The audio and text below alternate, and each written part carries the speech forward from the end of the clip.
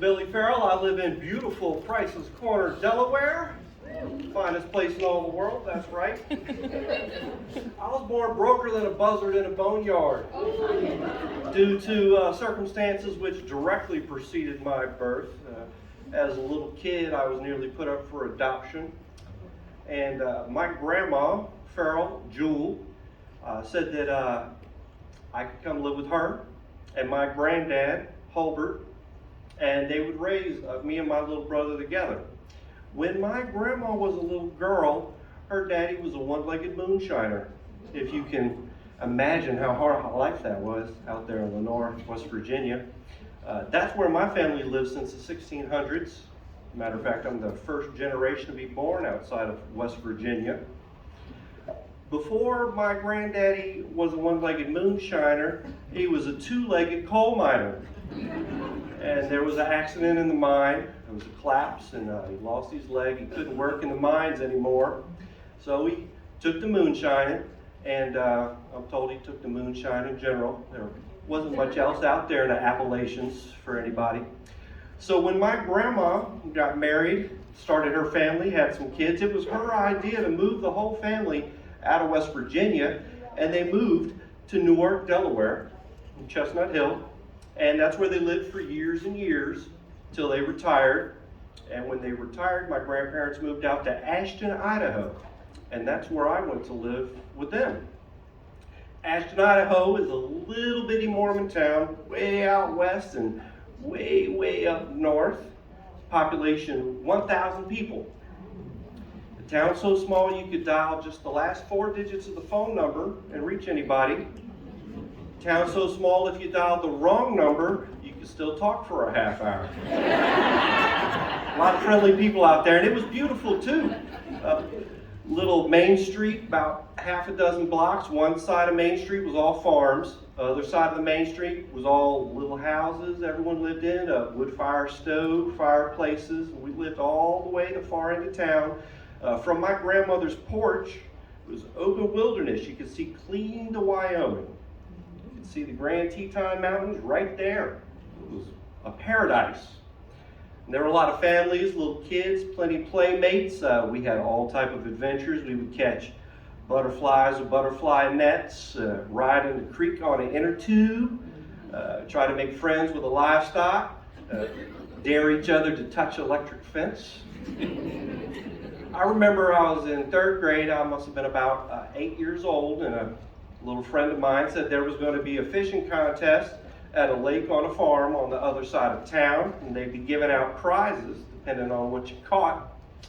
And I knew how to fish, sure. My granddad taught me how to fish in the Snake River, and I also knew about prizes. I'd won a few prizes in the Pinewood Derby and the Boy Scouts. I'd won a prize. Shooting marbles outside of school. If you won, you got to keep the other kids' marble. Getting something good for your talent. Didn't cost anything to try, so I was all in. Made up my mind I was going to go. Well, it was scheduled for Saturday. It rained, so they rescheduled it for Monday. I had my heart set on it, even though I had school that day. I decided I was going to play hooky. So that morning, me and my little brother, we got dressed for school, kissed my grandma goodbye, walked out the house. I stepped into the shed where I knew there was a fishing pole and grabbed one. Walked my little brother to school. He went on in school. I continued across town to the lake. There were already some other folks there fishing. Got a little registration table with an old fella, and I said, "Hello, sir, I'm here to compete in the fishing contest for a prize." He said, "All right, young man, where are your parents?" I said, "Well, my mama's in Jacksonville, Florida, and my daddy is in the Army. He's in a place I think is called Germany." And he said, "Well, who do you live with?" I said, "Oh, yeah, sir, I live with my grandparents, the Farrells. We're on the other side of town, down to the end of 8th Street. He said, "Well, where are they now?" I said, "Well, they're home. My grandparents are old, and they don't go out fishing very much." That satisfied him. He said, "All right, you can fish. First hour, we're going to give a prize for whoever catches the most fish. We'll also give prizes for the 3 biggest fish. And then after that, everyone else will fish a little longer. And at the end of the day, we'll give out some more prizes." And so I made my way over to the lake. On the way, I turned over a rock and found an earthworm and squoze that little night crawler onto the hook and plopped it in the lake, and I was fishing. About halfway through the first hour, a fella caught a great big trout. Beautiful fish. Everyone thought that was for sure a prize winner. He took it up to the judges and measured it. It was 14 inches. Yeah, that's a good fish. About 10 minutes later, I hadn't had a bite of anything. And then I got a nibble. I snatched the pole to the side like I'd been taught to set the hook and started reeling it in, and it was a struggle. I was just the littlest person there. I did not intend to be a spectacle, but I'm sure I was, because when I landed that fish and pulled it out of the water, everybody applauded. And it was a good sized one too. I took it right to the judge's table and they measured it. It was 12 inches. Foot-long rainbow trout. It's a good fish. Was getting close to the time for the first hour to end. I took my fish and I walked around the lake to congratulate everybody on the fishing they'd done and look in their bucket and see what size they were, see how my standings were. Then the fellow blew the whistle, said the first hour's up. Y'all can keep on fishing if you want to, but if you think you got a prize winner, come on up to the table. We'll take a look at it. And we all went up to the table. Another fellow came. He had a good-sized sunny fish, which they tend to run a little smaller than a rainbow trout, but his was a good-sized one. And they measured it 11 inches. So they had first, second, and third prize right there, and we lined up to get our prizes. And I don't think the guy in third place thought very much of me. But I got my prize. It was a $10 gift certificate to the local Citgo service station. And I knew where that was. It was the only service station in town. They also had a little store. We would go and trade in Coke bottles for a nickel and buy penny candy. And so I made my way directly there. I had no idea what the heck a gift certificate was. But I figured with $10 in my pocket, I'm bound to be the richest kid in school. So I get to the Citgo station and spoke to the fellow there and said, "Hello, sir, I've just won a prize in a fishing contest, a gift certificate. And I'd like to turn it in for cold, hard cash." And so he giggled kind of like that. And he said, "Now, son, that's not how a gift certificate works. We're hoping you spend it for the value. And you take things here that you want worth $10. And in the spirit of the contest, we're hoping you'd spend it on some of the bait and the tackle that we have here for sale." And I said, "No, sir, I'm not interested in any bait or tackle. I'm already a prize-winning fisherman. This operation doesn't need any more financial investment. Running on full steam. How about I have a box of Hershey bars?" And he stood still, and I could tell from the look on his face he was doing mathematics. And I did them too. Box of Hershey bars would have been $7 retail at the time.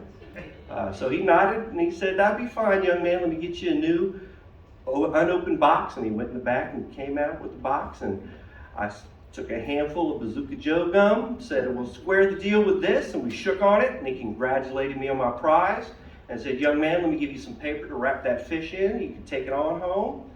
And so I took my fish and my candy, my fishing pole, and walked to the other side of town just in time to meet my little brother coming out of his classes.